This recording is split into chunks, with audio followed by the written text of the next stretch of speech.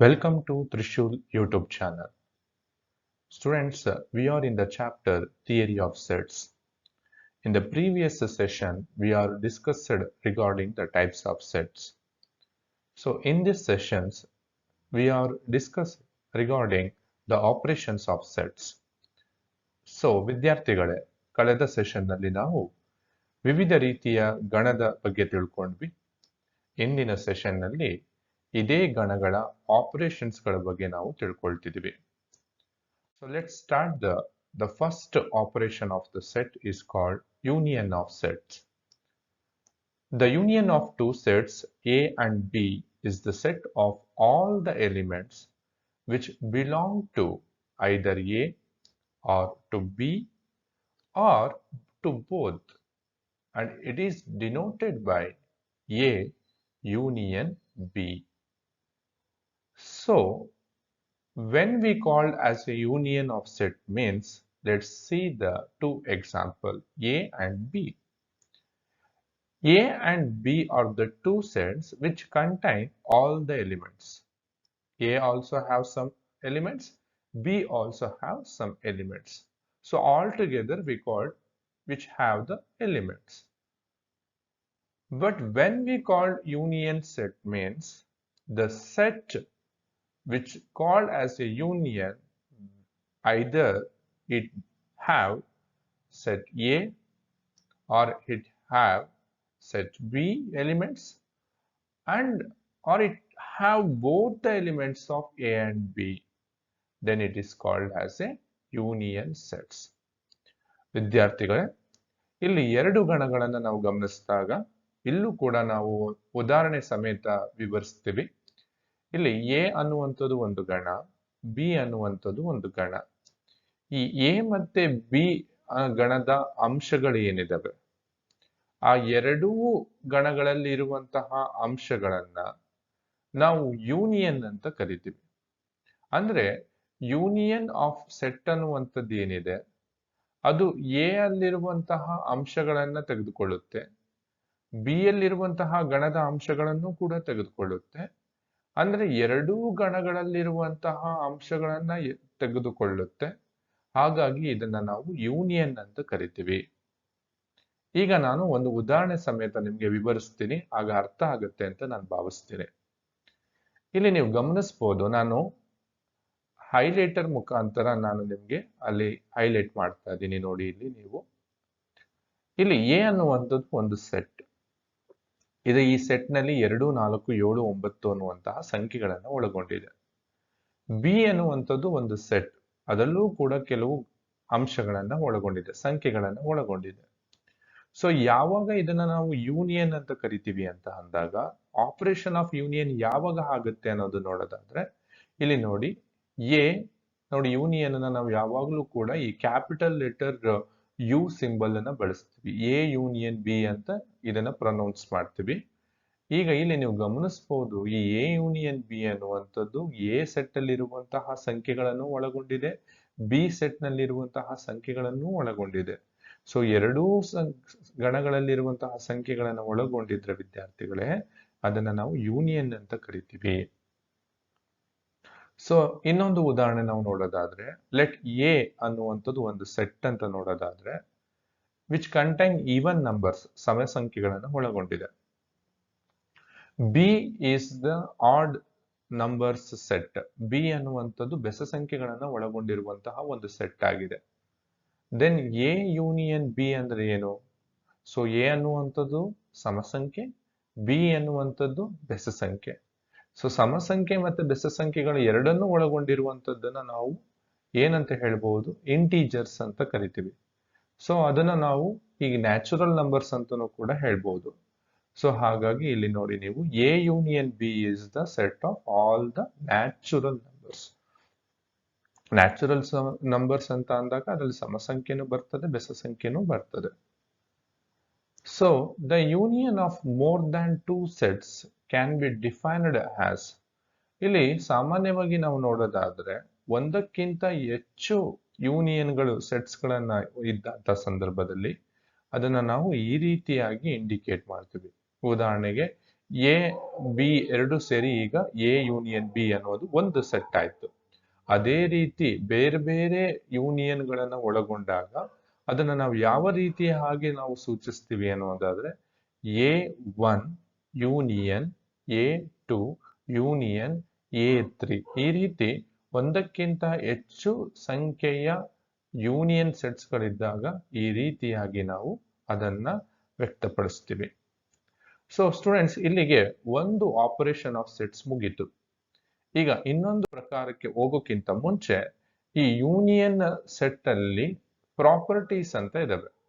ಅಂದ್ರೆ 3 ರೀತಿಯಾದಂತಹ ಪ್ರಾಪರ್ಟೀಸ್ ಗಳನ್ನ ಒಳಗೊಂಡಿರುತ್ತೆ. ಒಂದೇನಿದೆ, ಇದನ್ನ ನಾವು ಕಮ್ಯೂಟೇಟಿವ್ ಪ್ರಾಪರ್ಟಿ ಅಥವಾ ಕಮ್ಯೂಟೇಟಿವ್ ಲಾ ಅಂತ ಕರಿತೀವಿ. ಎರಡನೇದೇನಿದೆ, ಇದನ್ನ ಅಸೋಸಿಯೇಟಿವ್ ಲಾ ಅಂತ ಕರಿತೀವಿ. ಮೂರನೇದೇನಿದೆ, ಇದನ್ನ ಡಿಸ್ಟ್ರಿಬ್ಯೂಟಿವ್ ಲಾ ಅಂತ ಕರಿತೀವಿ. ಸೊ ಇಲ್ಲಿ ನಾವು ನಿರೂಪಿಸಬೇಕಾಗಿರುವಂತದ್ದು ಏನು ಕಮ್ಯೂಟೇಟಿವ್ ಪ್ರಾಪರ್ಟಿಯಲ್ಲಿ ಅಂದ್ರೆ, ಇಲ್ಲಿ ಎರಡು ಸೆಟ್ ಇರುತ್ತೆ, ಒಂದು ಎ ಇರುತ್ತೆ, ಇನ್ನೊಂದು ಬಿ ಇರುತ್ತೆ.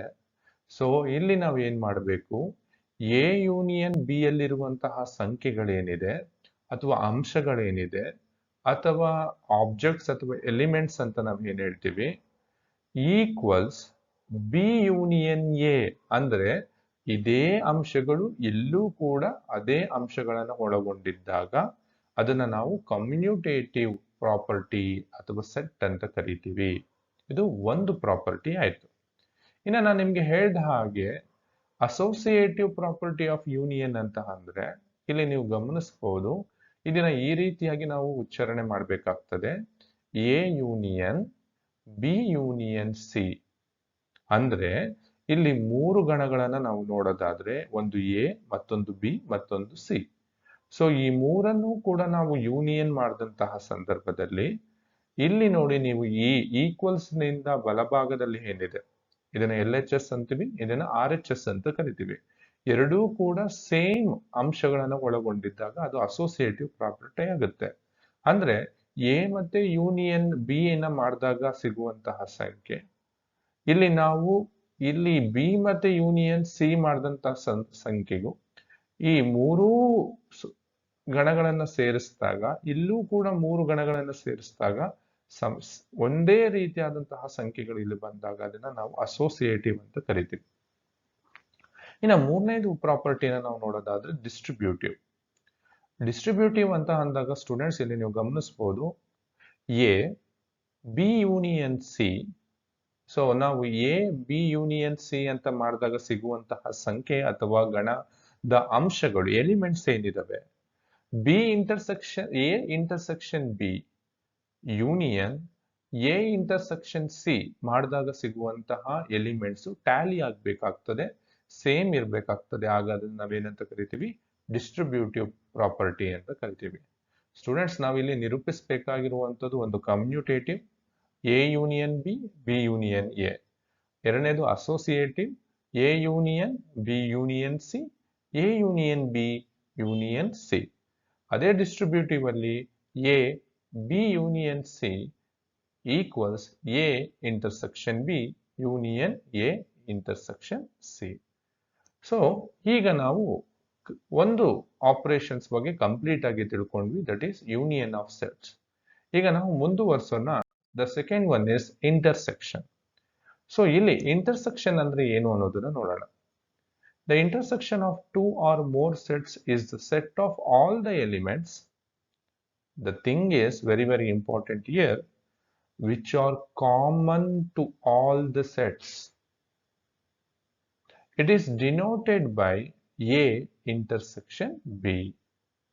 So ಏನಪ್ಪಾ ಇಲ್ಲಿ ಅಂತ ಅಂದ್ರೆ ವಿದ್ಯಾರ್ಥಿಗಳೇ, ಎರಡು ಸೆಟ್ಗಳನ್ನ ನಾವು ಗಮನಿಸಿದಾಗ ಆ ಎರಡೂ ಸೆಟ್ಗಳಲ್ಲಿ ಇರುವಂತಹ ಎಲಿಮೆಂಟ್ಸ್ ನಲ್ಲಿ ಯಾವ ಎಲಿಮೆಂಟ್ಸ್ ಎರಡೂ ಸೆಟ್ ಅಲ್ಲಿ ಕಾಮನ್ ಆಗಿರುತ್ತದೆ ಅಂದ್ರೆ, ಉದಾಹರಣೆಗೆ ಇಲ್ಲಿ ನೀವು ಗಮನಿಸಿದಾಗ let's see the set A which contains the numbers 2, 4, 6, 8, and another one is we have the set B which contains the number 1, 2, 3, 4, 5. When we call it as a intersection means when the both sets which have the common numbers, ಎರಡರಲ್ಲೂ ಇರುವಂತಹ ಸಂಖ್ಯೆಗಳು ಯಾವಿದಾವೆ ಗಮನಿಸಿ ನೀವು. 2 ಇದೆಯಾ? ಇಲ್ಲೂ 2 ಇದೆ, ಹಾಗಾದ್ರೆ 2 ಬರ್ತದೆ. ಸೊ ಇಲ್ಲಿ 4 ಇದೆಯಾ? ಇಲ್ಲೂ 4 ಇದೆಯಾ? S, 2 and 4. ಸೊ ಇಲ್ಲಿ 4 ಅನ್ನುವಂಥದ್ದು ಬರ್ತದೆ. ಆದ್ರೆ 6, 8 ಅನ್ನುವಂಥದ್ದು ಇಲ್ಲಿದೆ, ಎ ಯಲ್ಲಿದೆ, ಬಟ್ ಬಿ ಯಲ್ಲಿಲ್ಲ. ಇಲ್ಲಿ 3, 5 ಅನ್ನುವಂಥದ್ದು ಬಿ ಯಲ್ಲಿದೆ, ಬಟ್ ಎ ಯಲ್ಲಿಲ್ಲ. ಹಾಗಾಗಿ 2 ಮತ್ತೆ 4 ಅನ್ನುವಂಥದ್ದು ಕಾಮನ್ ನಂಬರ್ ಆಗಿರುತ್ತೆ ಎರಡರಲ್ಲೂ. ಹಾಗಾಗಿ ಇದನ್ನ ನಾವು ಇಂಟರ್ಸೆಕ್ಷನ್ ಅಂತ ಕರಿತೀವಿ. ಸೊ ಸ್ಟೂಡೆಂಟ್ಸ್, ಇನ್ನೊಂದು ಉದಾಹರಣೆಯನ್ನು ನಾವು ನೋಡೋದಾದ್ರೆ, let A B set of A odd integers. So ನೋಡಿ, ಇಲ್ಲಿ ಎ ಅನ್ನುವಂಥದ್ದು ಏನಿದೆ, ಬೆಸ ಸಂಖ್ಯೆಗಳನ್ನು ಒಳಗೊಂಡಿದೆ. ಬಿ ಅನ್ನುವಂಥದ್ದು ಏನಿದೆ, ಸಮಸಂಖ್ಯೆ, ಇವನ್ ಇಂಟೀಜರ್ಸ್, ಸಮಸಂಖ್ಯೆಗಳನ್ನು ಒಳಗೊಂಡಿದೆ. ಸೊ ನಿಮಗೆ ಗೊತ್ತಿರಬಹುದು, ಬೆಸ ಸಂಖ್ಯೆ ಸಮಸಂಖ್ಯೆ ಯಾವಾಗಲೂ ಕೂಡ ಬೇರೆ ಬೇರೆ ಆಗಿರ್ತದೆ. ಹಾಗಾದ್ರೆ ಇಂಟರ್ಸೆಕ್ಷನ್ ಅಂತ ನಾವು ನೋಡೋದಾದ್ರೆ, ಎರಡರಲ್ಲೂ ಕಾಮನ್ ನಂಬರ್ಸ್ ಯಾವ್ದಾದ್ರು ಬರ್ತದ ಅಂತ ನೋಡಿದಾಗ ಖಂಡಿತ ಯಾವ ನಂಬರೂ ಬರೋದಿಲ್ಲ. ಹಾಗಾಗಿ ಇಲ್ಲಿ ಎ ಇಂಟರ್ಸೆಕ್ಷನ್ ಬಿ ಅಂತ ನಾವು ನೋಡೋದಾದ್ರೆ students, it is nothing but ನಲ್ ಸೆಟ್ ಅಂತ ಕರಿತೀವಿ, ಅಥವಾ ಎಂಟಿ ಸೆಟ್ ಅಂತ ಕರಿತೀವಿ. ಯಾಕಂದ್ರೆ ಯಾವುದೇ ರೀತಿಯಾದಂತಹ ಕಾಮನ್ ನಂಬರ್ಸ್ ಅನ್ನುವಂಥದ್ದು ಇರೋದಿಲ್ಲ. ಸೊ ಹಾಗಾಗಿ ಸ್ಟೂಡೆಂಟ್ಸ್, ಸೊ ನಿಮಗೆ ಇಂಟರ್ಸೆಕ್ಷನ್ ಆಫ್ ಸೆಟ್ ಅಂತ ಅಂದಾಗ ನೆನ್ಪಿಟ್ಕೊಳ್ಬೇಕಾಗಿರುವಂಥದ್ದು, ಎರಡು ಅಥವಾ ಎರಡಕ್ಕಿಂತ ಹೆಚ್ಚಿನ ನಾವು ಸೆಟ್ಗಳನ್ನ ಪರಿಗಣನೆಗೆ ತೆಗೆದುಕೊಂಡಾಗ ಅದರಲ್ಲಿ ಇರುವಂತಹ ಕಾಮನ್ ಎಲಿಮೆಂಟ್ಸ್ ಏನಿದೆ ಅದನ್ನ ನಾವು ಏನಂತ ಕರಿತೀವಿ, ಇಂಟರ್ಸೆಕ್ಷನ್ ಆಫ್ ಸೆಟ್ ಅಂತ ಕರಿತೀವಿ. ಹಾಗಾದ್ರೆ ಈ ಇಂಟರ್ಸೆಕ್ಷನ್ ಆಫ್ ಸೆಟ್ ಅಲ್ಲಿ ಯಾವ ಯಾವ ಪ್ರಾಪರ್ಟಿಗಳು ಬರ್ತವೆ ಅಂತ ನಾವು ನೋಡೋಣ. ಸೊ ಇಲ್ಲಿ ಪ್ರಾಪರ್ಟೀಸ್ ಅಂತ ನೋಡಿದಾಗ 3 ರೀತಿಯಾದಂತಹ ಪ್ರಾಪರ್ಟೀಸ್ ಇದಾವೆ. ಹೇಗೆ ನಮ್ಮ ಯೂನಿಯನ್ ಆಫ್ ಸೆಟ್ಸ್ ಅಲ್ಲಿ ನಾವು ಗಮನಿಸಿದ ಹಾಗೆ ಕಮ್ಯೂಟೇಟಿವ್, ಅಸೋಸಿಯೇಟಿವ್, ಡಿಸ್ಟ್ರಿಬ್ಯೂಟಿವ್ ಅನ್ನುವಂತಹ ಪ್ರಾಪರ್ಟಿ ಇತ್ತು, ಇಲ್ಲೂ ಕೂಡ ಅಷ್ಟೇ ಅದೇ ರೀತಿಯಾದಂತಹ ಪ್ರಾಪರ್ಟಿ ಇರ್ತದೆ. ಬಟ್ ಏನು ಸಣ್ಣ ವ್ಯತ್ಯಾಸಗಳು ಅನ್ನೋದನ್ನ ನೀವು ಗಮನಿಸಬಹುದು. ಅಲ್ಲಿ ಎಲ್ಲೆಲ್ಲಿ ನಿಮ್ಗೆ ಯೂನಿಯನ್ ಅನ್ನುವಂತಹದಿತ್ತು ಅಲ್ಲೆಲ್ಲವೂ ಕೂಡ ಇಲ್ಲಿ ಇಂಟರ್ಸೆಕ್ಷನ್ ಬರ್ತದೆ. ಸೊ ಉದಾಹರಣೆಗೆ ನಾವು ಇಲ್ಲಿ ಕಮ್ಯೂಟೇಟಿವ್ ಪ್ರಾಪರ್ಟಿಯನ್ನು ಗಮನಿಸಿದಾಗ ಅಲ್ಲಿ A union B equals B union A ಇತ್ತು. ಇಲ್ಲಿ A intersection B, B intersection A. So students, ಇಲ್ಲಿ ಬಹಳ ಮುಖ್ಯವಾಗಿ ಇಂಟರ್ಸೆಕ್ಷನ್ ಅನ್ನುವಂತಹ ಸಿಂಬಲ್ ಅನ್ನ ನಾವು ಈ ಉಲ್ಟಾ ಯು ಆಕಾರದಲ್ಲಿ ಬರಿತೀವಿ, ಇದು ನೆನಪಲ್ಲಿ ಇಟ್ಕೊಳ್ಳಿ. ಸೊ ಎರಡನೇದು ನಾವು ನೋಡೋದಾದ್ರೆ ಅಸೋಸಿಯೇಟಿವ್ ಪ್ರಾಪರ್ಟಿ. ಅಸೋಸಿಯೇಟಿವ್ ಪ್ರಾಪರ್ಟಿಯನ್ನ ನಾವು ಪ್ರನೌನ್ಸ್ ಮಾಡ್ಬೇಕಾದ್ರೆ ಇದನ್ನ ಕ್ಲೀನ್ ಆಗಿ ಗಮನಿಸಿ, A intersection B intersection C. So ಅದೇ ರೀತಿ A intersection B intersection C. ಅಂದ್ರೆ ಸ್ಟೂಡೆಂಟ್ಸ್, ಇಲ್ಲಿ ನಮಗೆ ಸಿಗುವಂತಹ ಎಲಿಮೆಂಟ್ಸ್ ಅಂದ್ರೆ ಎಡಭಾಗದಲ್ಲಿ ಸಿಗುವಂತಹ ಎಲಿಮೆಂಟ್ಸ್, ಬಲಭಾಗದಲ್ಲಿ ಸಿಗುವಂತಹ ಎಲಿಮೆಂಟ್ಸ್ ಎರಡೂ ಕೂಡ ಒಂದೇ ಆಗಿದ್ದಾಗ ಅದನ್ನು ನಾವು ಅಸೋಸಿಯೇಟಿವ್ ಅಂತ ಕರಿತೀವಿ. ಇದನ್ನು ನಾವು ಪ್ರೂವ್ ಮಾಡಬೇಕು. ಸೊ ಈಗ the third one is distributive. Distributive ಅಲ್ಲಿ ಗಮನಿಸಿ ನೀವು, A intersection A B intersection C equals A union B intersection A union C. ಇಲ್ಲಿ ನೋಡಿ, ಇಲ್ಲಿ ಯೂನಿಯನ್, ಇಲ್ಲಿ ಯೂನಿಯನ್, ಎರಡೂ ಸಂಖ್ಯೆಗಳು ಬಂದಾದ್ಮೇಲೆ ನಾವು ಅದರಲ್ಲಿರುವಂತಹ ಕಾಮನ್ ನಂಬರ್ಸ್ ತಗೊಂಡಾಗ ಅದು then it becomes intersection. So here also LHS should be same with the RHS. So ಎರಡೂ ಕೂಡ ಟ್ಯಾಲಿ ಆದಂತಹ ಸಂದರ್ಭದಲ್ಲಿ ಅದನ್ನು ನಾವು ಏನಂತ ಕರಿತೀವಿ, ಡಿಸ್ಟ್ರಿಬ್ಯೂಟಿವ್ ಪ್ರಾಪರ್ಟಿ ಅಂತ ಕರಿತೀವಿ. Clear students? ಸೊ ಈಗ ನೆಕ್ಸ್ಟ್ ನಾವು ಮುಂದಿನ ಆಪರೇಷನ್ ಯಾವುದು ಅನ್ನೋದನ್ನ ನಾವು ನೋಡೋಣ. So the third one is we call it is A difference of set. So difference of set ಅಂದ್ರೆ ಏನು? ಹೆಸರೇ ಹೇಳ್ತಿದೆ ವ್ಯತ್ಯಾಸ ಅಂತ. So the difference of two sets A and B is the set of all the elements which are in A but not in B and is denoted by A minus B. Students, ಈ sentence ಅನ್ನ ಓದ್ತಿದ್ದಂಗೆ ನೀವು ಅರ್ಥ ಮಾಡ್ಕೊಳ್ತೀರಾ. ಇಲ್ಲಿ clear ಆಗಿ ಹೇಳ್ತಾರೆ, ಎರಡು set ಅನ್ನ ನಾವು ಪರಿಗಣನೆಗೆ ತೆಗೆದುಕೊಂಡಾಗ ಅದರಲ್ಲಿರುವಂತಹ ಎಲ್ಲಾ ಎಲಿಮೆಂಟ್ಸ್ ಗಳನ್ನ ಗಮನಿಸಿದಾಗ ಎ ಅಲ್ಲಿ ಇರುವಂತಹ ಅಂಶಗಳು, ಸೊ ನೋಡಿ, which are in a but not in B, so ಅದು ಬಿ ಅಲ್ಲಿ ಇಲ್ಲದಿದ್ದಾಗ ಹಾಗಾದ್ರೆ ಅದನ್ನ ನಾವು ಏನಂತ ಕರಿತೀವಿ, ಎ ಮೈನಸ್ ಬಿ ಅಂತ ಕರಿತೀವಿ. ಅಂದ್ರೆ ಎ ಯಲ್ಲಿ ಆ ಎಲಿಮೆಂಟ್ಸ್ ಇದೆ ಬಟ್ ಬಿ ಯಲ್ಲಿ ಇಲ್ಲ. ಹಾಗಾದ್ರೆ ಎ ಯಲ್ಲಿ ಇದ್ದು ಬಿ ಯಲ್ಲಿ ಇಲ್ಲದೆ ಇರುವಂತಹ ಸಂಖ್ಯೆಗಳು ಯಾವ್ಯಾವಿದಾವೆ ಅದನ್ನ ಎ ಮೈನಸ್ ಬಿ ಅಂತ ಕರಿತೀವಿ. ಅದೇ ರೀತಿ ಸ್ಟೂಡೆಂಟ್ಸ್ ಬಿ ಮೈನಸ್ ಎ ಅಂತಾನೂ ನಾವು ಮಾಡ್ಬೋದು. ಕೇವಲ ಎ ಮೈನಸ್ ಬಿ ಮಾಡ್ಬೇಕಂತಾನೆ ಏನಿಲ್ಲ, ಡಿಫರೆನ್ಸ್ ಯಾವಾಗಲೂ ಕೂಡ ಎ ಮೈನಸ್ ಬಿ ಇರ್ಬೋದು, ಬಿ ಮೈನಸ್ ಎ. ಆದ್ರೆ ಇಲ್ಲಿ ಏನರ್ಥ, ಎ ಯಲ್ಲಿದ್ದು ಬಿ ಯಲ್ಲಿ ಇಲ್ಲ ಅಂತ ಸಂದರ್ಭದಲ್ಲಿ ನೋಡಿ, ಈಗ ಈ ಉದಾಹರಣೆಗೆ ನಾನಿಲ್ಲಿ ನೀವು ಸಂಖ್ಯೆಗಳನ್ನು ಗಮನಿಸಬಹುದು. ಎ ಅನ್ನುವಂತಹ ಸೆಟ್ 1 2 3 4 5 ಎಲಿಮೆಂಟ್ಸ್ ಅನ್ನು ಒಳಗೊಂಡಿದೆ. ಸೊ ಬಿ ಅನ್ನುವಂತಹ ಸೆಟ್ ಅಲ್ಲಿ 2 4 6 8 ಅನ್ನುವಂತಹ ಎಲಿಮೆಂಟ್ಸ್ ಅನ್ನು ಒಳಗೊಂಡಿದೆ. ಆದ್ರೆ ಇಲ್ಲಿ ಗಮನಿಸಿದಾಗ ಯಾವ ಎಲಿಮೆಂಟ್ ಎ ಯಲ್ಲಿದ್ದು ಬಿ ಯಲ್ಲಿಲ್ಲ ಅಂತ ನೋಡಿದಾಗ 1 ಅನ್ನುವಂಥದ್ದು ಎ ಯಲ್ಲಿದೆ, ಬಿ ಯಲ್ಲಿಲ್ಲ. ಹಾಗಾಗಿ ಎ ಮೈನಸ್ ಬಿ ಅನ್ನೋದು 1 ಬಂತು. ಅದೇ 3 ಅನ್ನುವಂಥದ್ದು ಎ ಯಲ್ಲಿದೆ, ಬಿ ಯಲ್ಲಿಲ್ಲ, ಹಾಗಾಗಿ 3 ಬರುತ್ತೆ. ಸೊ ಅದೇ 5 ಅನ್ನುವಂಥದ್ದು ಎ ಸೆಟ್ ಅಲ್ಲಿ ಇದೆ, ಬಿ ಸೆಟ್ ಅಲ್ಲಿ ಬರಲ್ಲ, ಹಾಗಾಗಿ 5 ಬರುತ್ತೆ. ಅಂದ್ರೆ ಸೊ ಎ ಸೆಟ್ ಅಲ್ಲಿ ಇದೆ, ಬಿ ಸೆಟ್ ಅಲ್ಲಿ ಇಲ್ಲ ಅಂದಾಗ ಅದು ಎ ಮೈನಸ್ ಬಿ ಅಂತೀವಿ. ಅದೇ ರೀತಿ ನೀವು ಗಮನಿಸಿದಾಗ ಬಿ ಮೈನಸ್ ಎ ಅಂತ ಅಂದಾಗ ಬಿ ಸೆಟ್ ಅಲ್ಲಿ ಇದೆ, ಅದು ಎ ಸೆಟ್ ಅಲ್ಲಿ ಇಲ್ಲ ಅಂತ ಅಂದಾಗ ಅದನ್ನ ಬಿ ಮೈನಸ್ ಎ ಅಂತ ಕೂಡ ಹೇಳ್ಬೋದು. ಸೊ ಕ್ಲಿಯರ್ ಆಗಿ ಅರ್ಥ ಆಯ್ತಲ್ಲ, ಡಿಫರೆನ್ಸ್ ಆಫ್ ಸೆಟ್ ಅಂತ ಕರೀತಾರೆ ಇದನ್ನ. ಸೊ ಈಗ so the next one is disjoint of sets. So ಈ ಡಿಸ್ಜಾಯಿಂಟ್ ಸೆಟ್ಸ್ ಅಂದ್ರೆ ಏನು? Two sets are disjoint if they do not have the common elements. So ಯಾವ ಸೆಟ್ಗಳನ್ನ ನಾವು ಗಮನಿಸಿದಾಗ, ಎರಡು ಸೆಟ್ಗಳನ್ನ ಗಮನಿಸಿದಾಗ ಆ ಎರಡು ಸೆಟ್ ನಲ್ಲಿ ಇರುವಂತಹ ಎಲಿಮೆಂಟ್ಸ್ ಕಾಮನ್ ಆಗಿರೋದಿಲ್ಲ. It's nothing but intersection. Intersect ಆಗೋದಿಲ್ವೋ, then it is called as a disjoint sets. So when the two sets have the common elements, then we consider, then it is called as a intersection. When we have the two sets, then we take all the elements, then it is called as a union. But when we see the two sets, then we see the elements which do not match together, then it is called as a disjoint. It's nothing but the disjoint sets is nothing but empty sets or null set. Let's see one example. So we have the A is one set here, B is also another set.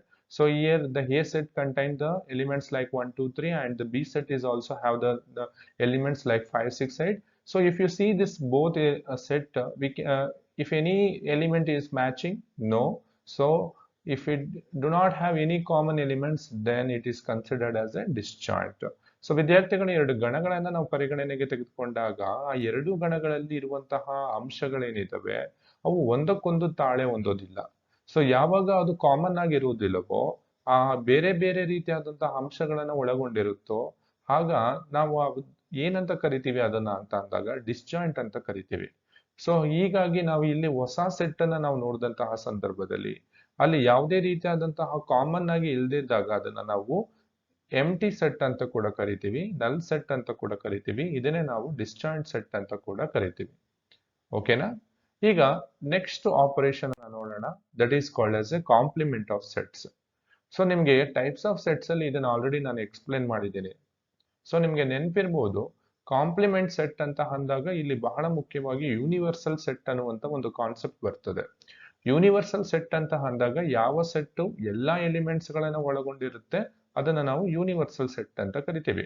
So ಈ universal set ಅನ್ನ ಮತ್ತೊಂದು set ಜೊತೆಗೆ compare ಮಾಡಿದಾಗ, so ಯಾವ element ಅನ್ನುವಂಥದ್ದು ಆ set ಅಲ್ಲಿ ಇಲ್ಲ, ಅಂದ್ರೆ ನಾವು ಕಂಪೇರ್ ಮಾಡ್ತಿರುವಂತಹ ಸೆಟ್ ಅಲ್ಲಿ ಇರೋದಿಲ್ವೋ, ಹಾಗಾಗಿ ಆ ಯೂನಿವರ್ಸಲ್ ಸೆಟ್ ಅಲ್ಲಿ ಇದೆ ಆದ್ರೆ ಕಂಪೇರ್ ಮಾಡ್ತಿರುವಂತಹ ಸೆಟ್ ಅಲ್ಲಿ ಇರೋದಿಲ್ವೋ, ಆಗ ಅದನ್ನ ನಾವು ಕಾಂಪ್ಲಿಮೆಂಟ್ಸ್ ಆಫ್ ಸೆಟ್ ಅಂತ ಕರಿತೀವಿ.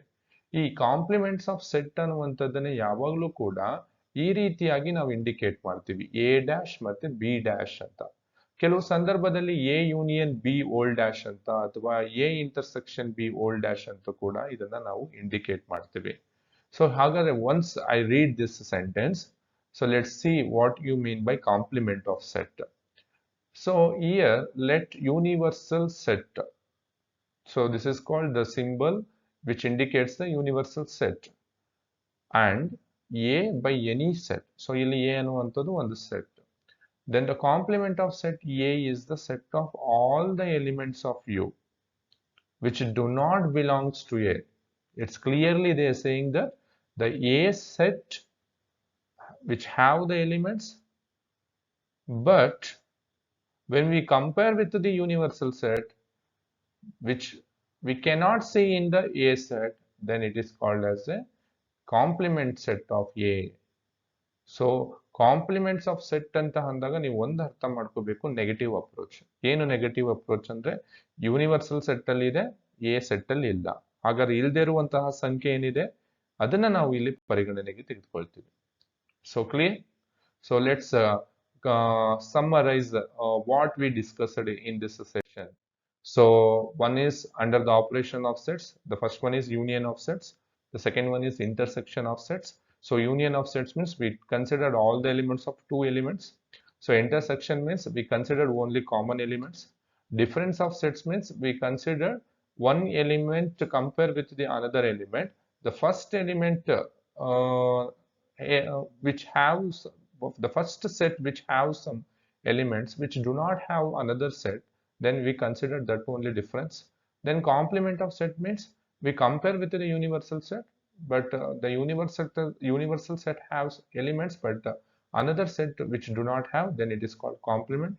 Disjoint means we compare with two sets which do not have the same elements or common elements, then it is called as a disjoints of sets. So I hope students you understand this session. So ಗಮನಿಸಿದಂತಹ watch ಮಾಡಿದಂತಹ ನಿಮ್ಮೆಲ್ಲರಿಗೂ ಕೂಡ ಧನ್ಯವಾದವನ್ನು ತಿಳಿಸ್ತಿದ್ದೀನಿ. Thank you once again.